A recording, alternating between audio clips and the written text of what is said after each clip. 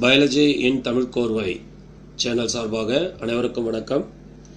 என் பெயர் Kannadasan. Today I am going to present my video on biological evolution, evidences from comparative anatomy. So we are going to discuss about the evidences from comparative anatomy. That is our main objective of this video. Before we enter into this video, if you like this video, press the like button, share this video to your friends, comment on it, subscribe our channel, press the bell icon to receive notification. Now let us enter into the concept evidences from comparative anatomy. Before that, what is biological evolution? If you ask that question, evolution of an organism from the pre-existing organism is called as biological evolution. Suppose you take human being. Generally we believe that human being evolved from monkeys. So this is one of the example for biological evolution. So scientists are trying to establish the evidences for such type of concepts, for such type of ideas.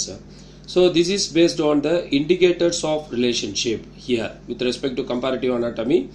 Indicators of relationship. Now what is indicators of relationship means? Similarities present in the structures. Okay, suppose you take the forelimbs of different vertebrates. Okay, all of them are similar, all vertebrates. You can compare the forelimbs of frog with reptiles with the birds with the mammals.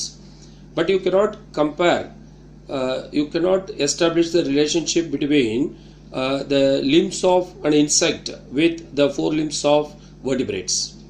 So this is called as relationship because of their similarity. Okay, so based on these indicators of relationship, okay, they are grouping the organs for various types of discussion to create the evidences for biological evolution. Such type of organs are given in this list: homologous organs, analogous organs, vestigial organs, connecting links, atavistic organs. Now we are going to concentrate on homologous organs and analogous organs only. Now homologous organs. Always homologous organ evolved out of divergent evolution. Now you please understand this evolutionary concept. Then you can easily understand the concept of homologous organs. Now this is the common ancestor organism. This organism is adapted to different environment. Some of its organism adapted to environment A, and some of them are adapted to B, C, D. So the diversified environment, for the diversified environment, these organisms adapting themselves. So when they are adapting themselves to the different organisms, different environment, for each environment they started developing new structure. So they become new species. So they evolved as new species from a common ancestor because they are adapted to the different environment. So these organs are called as homologous organs because based on the origin and anatomy, based on the embryonic origin and also their anatomy. Anatomy means the study of internal structure, you know very well. Anatomy of an organ, they are similar, but they perform different functions. So for each environment they are adapting according to the environment. They are also changing their structure.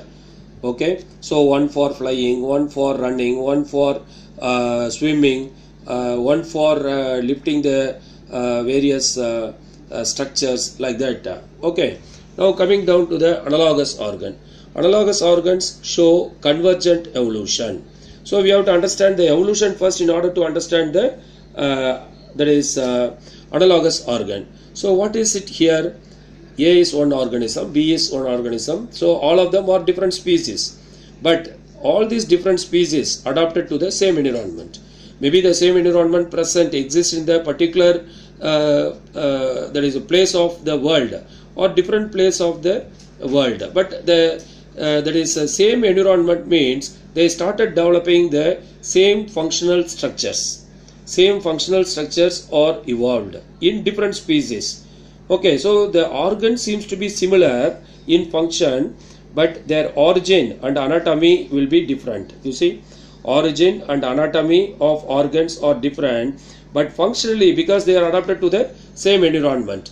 So suppose you take a butterfly.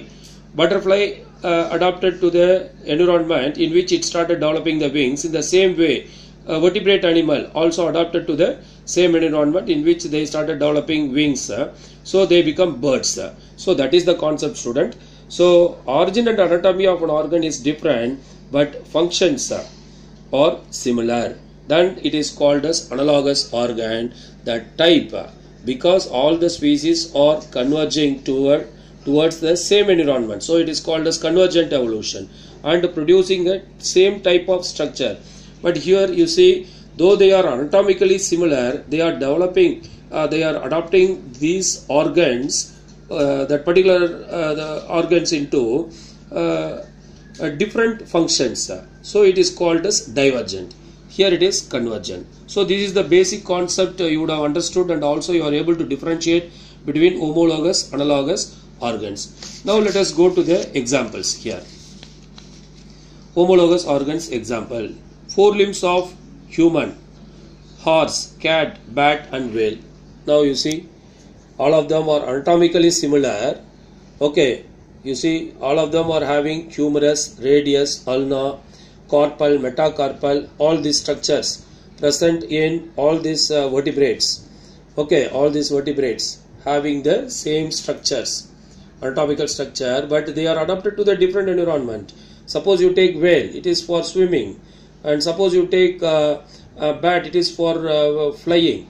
Okay, for cat, it is for walking or running. Horse for walking or running. For human being, it is not for walking, it is for lifting the various structures. Okay, so this is one of the example, and another one is tendrils of the that is Cucurbita pisum sativum. They are adapted to the climbing, whereas thorns of the bougainvillea used for defense. See, both of them are originating from axillary bud, but they are, one is performing climbing function and another one is performing defense function, that you are going to see here.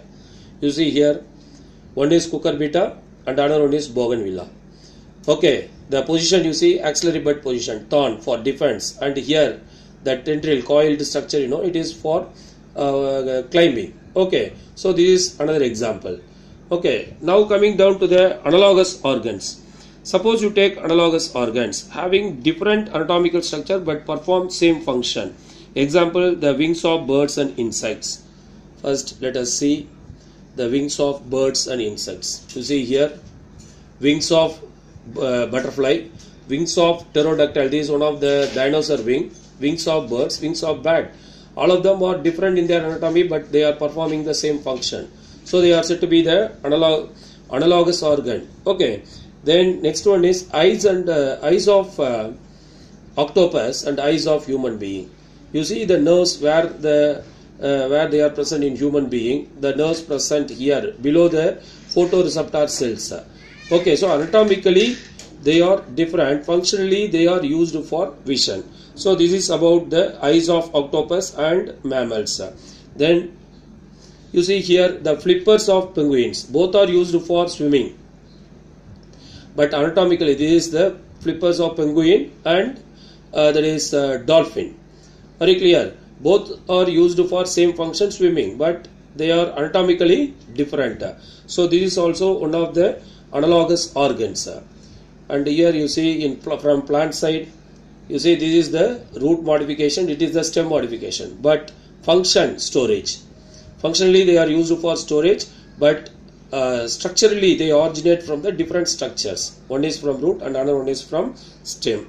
So this is the end of this video, student. You would have understood about analogous organs and that is homologous organs based on the convergent evolution and divergent evolution. Thank you very much for your listening. Thank you.